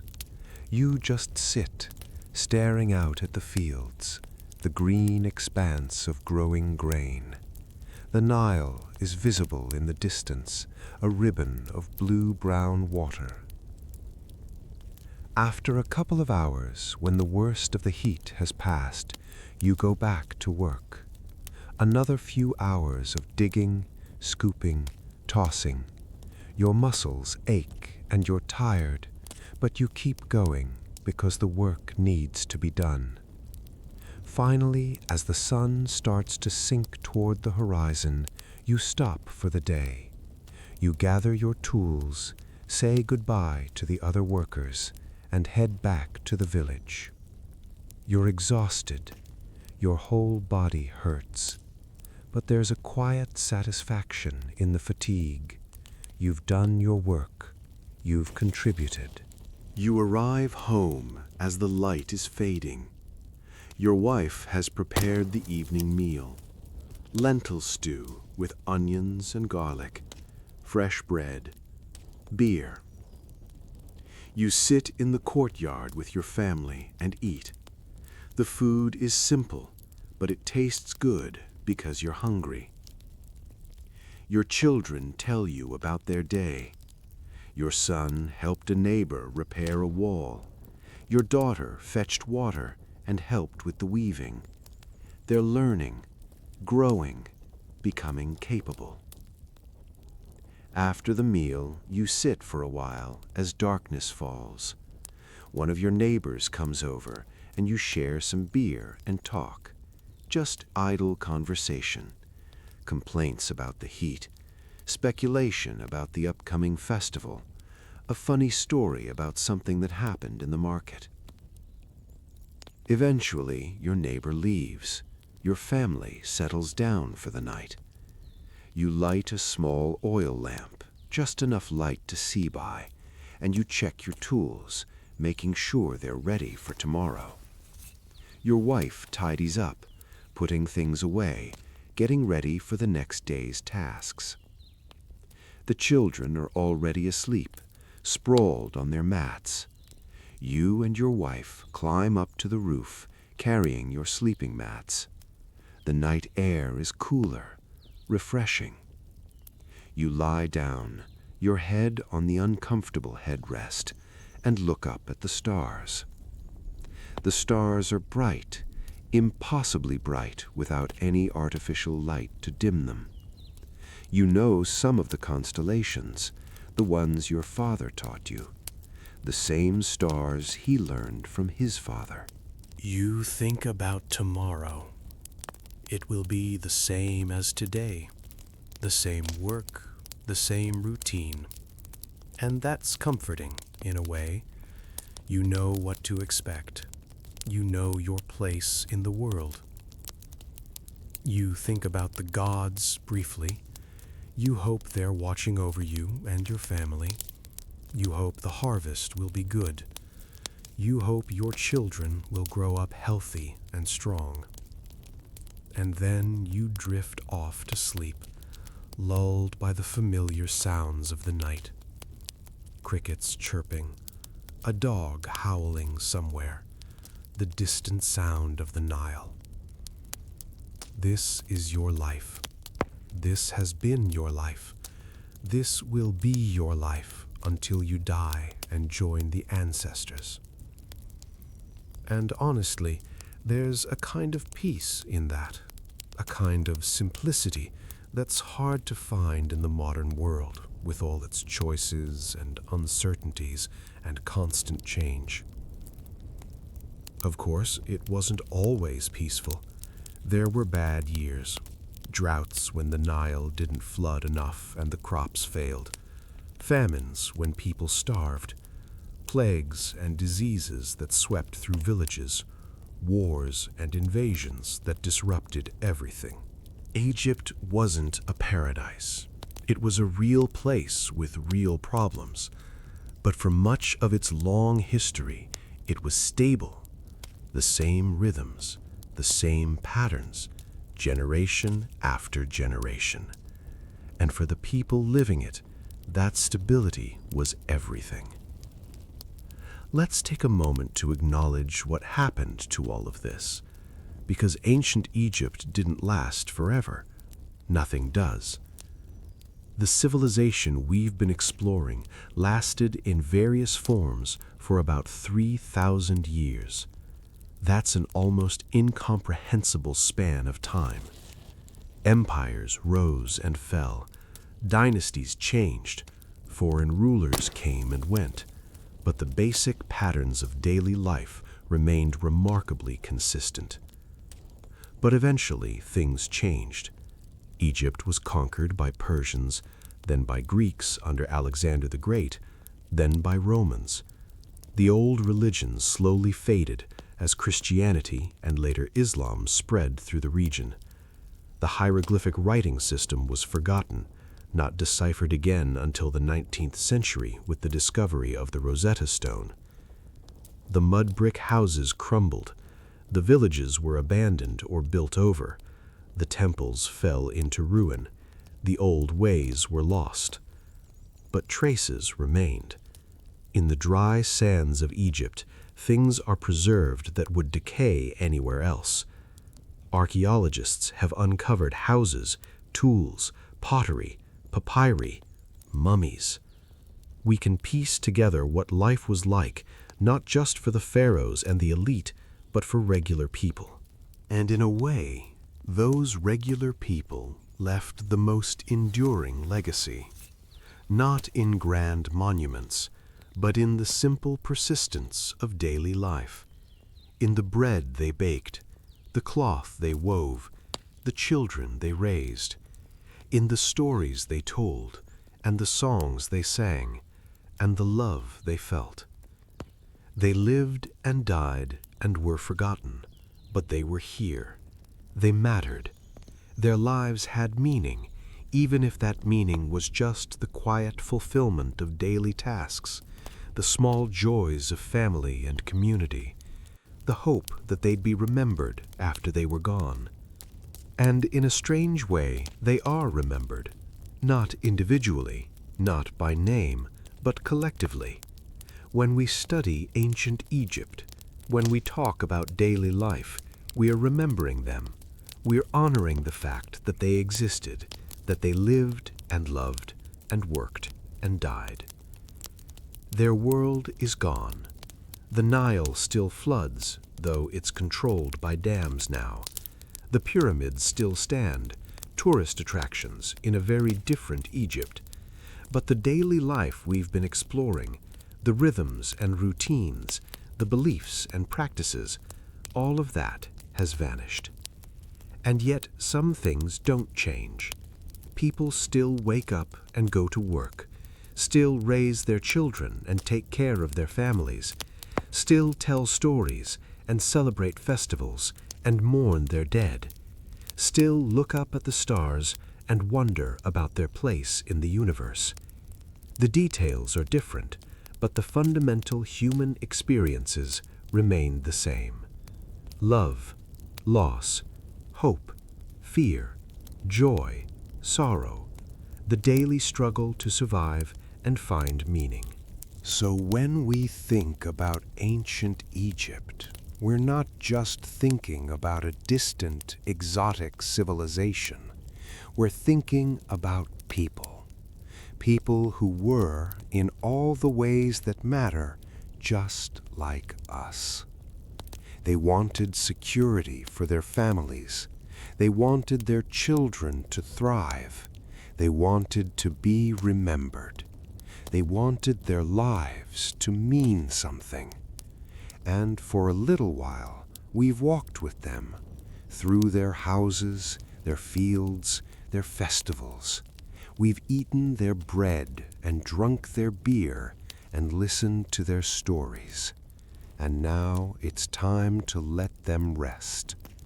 Let the images fade, the mud brick houses, the narrow streets, the green fields along the Nile, the smell of baking bread and the sound of children playing, the heat of the sun and the coolness of the night air.